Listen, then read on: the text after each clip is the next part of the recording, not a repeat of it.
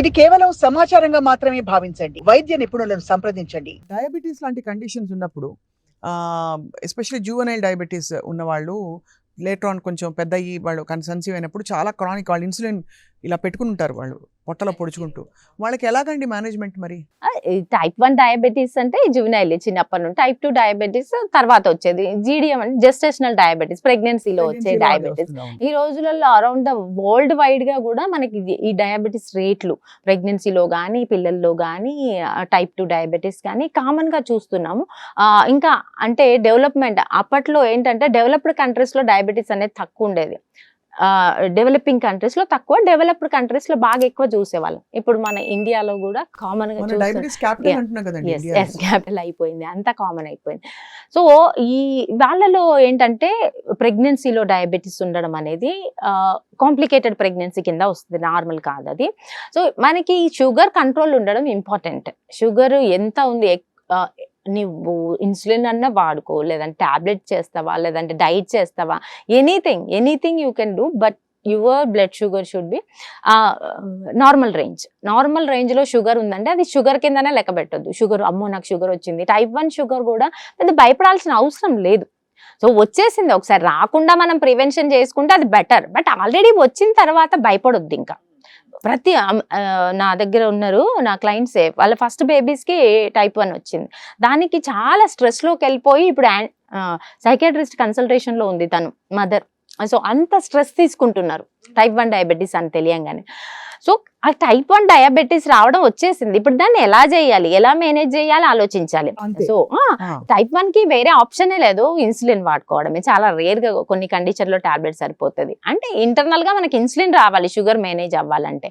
ఆ ఇన్సులిన్ తగ్గినప్పుడు type 1 diabetes, ఆ ఇన్సులిన్ బయట నుండి ఇచ్చుకోవాలి. ఎంత డోస్ కావాలి, ఒక్కొక్కసారి వాడు స్వీట్ తింటాడు, రైస్ తింటాడు, ఎంత డోస్ కావాలో అంత డోస్ తీసుకోవాలి. అప్పుడు షుగర్ కంట్రోల్లో ఉంటే మనకి ఇప్పుడు రక్తంలో బ్లడ్ షుగర్ ఎక్కువైతే ఏమవుతుందంటే, మనకి ట్యాప్ ఉంటుంది కదా, వాటర్ ట్యాప్, దాంట్లో సాల్ట్ వాటర్ పోయినప్పుడు ఇట్లా ఒక లేయర్ ఫామ్ అయిపోయి ఒకసారి సడన్ గా క్లోజ్ అయిపోతుంది ట్యాప్ వాటర్. అలానే షుగర్ ఎక్కువ ఉన్నప్పుడు బ్లడ్ లో అది మనకు తెలియదు. ఈ రోజు బ్లడ్ షుగర్ ఎక్కువ ఉంటే ఈ రోజు దాని ఎఫెక్ట్ ఉండదు, 10 years to 15 years తర్వాత దాని ఎఫెక్ట్ వస్తుంది. ఎలా, అది అథెరోస్క్లెరోసిస్ అంటాము. అంటే ఆ బ్లడ్ షుగర్ అంతా ఈ వాల్స్ లోకి ఇలా ఇలా ఇలా గూడు కట్టుకుంటూ ఉంటుంది మెల్లిగా.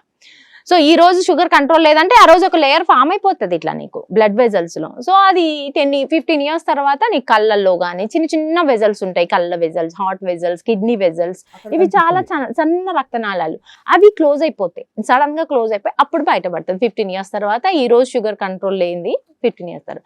సో ఎప్పుడు చూసినా మన షుగర్, ఏ రోజు చూసినా షుగర్ HbA1c లెవెల్ మనకి 5.7 బిలో మెయింటైన్ చేసుకోవాలి, ఫాస్టింగ్ 100 బిలో మెయింటైన్ చేసుకోవాలి. 5.7 to 6 కూడా పర్వాలేదు. ఓకే 6 అయినా పర్వాలేదు, పెద్ద టెన్షన్ పడాల్సిన అవసరం లేదు. 6 వచ్చింది కదా ఎట్లా అని మనం కొంచెం డైట్ చేంజ్ చేసుకుంటే సరిపోతాయి. సో మనం టైప్ 2 అయితే కనుక డైట్ వల్ల కొందరికి డైట్ తోనే కంట్రోల్ చేసుకోగలరు, వాకింగ్ తో, ఎక్సర్సైజెస్ తో, డైట్ తో.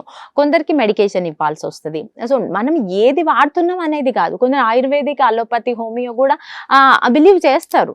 సో తనకి కంట్రోల్లో ఉంది అంటే దాంతో కంట్రోల్ ఉందన్నా, నేను నా ఫ్యామిలీ వాళ్ళే ఉంటారు, నాకు అలోపతి ఇది వాడడం, నేను హోమియో వాడుకుంటా అంటారు. సో నీకు కంట్రోల్లో ఉన్నప్పుడు షుగర్ నువ్వు ఏదైనా ట్రై చేయి. సో నువ్వు డైట్ కూడా ట్రై చేయి, ఇన్సులిన్ ఏదైనా వాడు, బట్ యువర్ HbA1c కంట్రోల్ ఉండాలి. ప్రెగ్నెన్సీలో కూడా అంతే, కొంత డైట్ తో కంట్రోల్ అవుతుంది. డైట్ ప్రెగ్నెన్సీలో వాల్యూస్ మారుతాయండి HbA1c కొంచెం, అవును కొంచెము ఇంకా బాగా స్ట్రిక్ట్ గా మెయింటైన్ చేయాలన్నమాట. చాలా స్ట్రిక్ట్ అలా లేదు, ఇంకా కొంచెం స్ట్రిక్ట్ గానే ఉండాలి. ప్రెగ్నెన్సీలో 100 బిలో ఖచ్చితంగా మెయింటైన్ అవ్వాలి ఫాస్టింగ్. సో ఈ టైప్ 2 కి కొంచెం 120 వరకు కూడా 110, 120 ఓకే, బట్ ప్రెగ్నెన్సీలో కన్ఫర్మ్ గా 100 బిలో మెయింటైన్ అవ్వాలి ఫాస్టింగ్.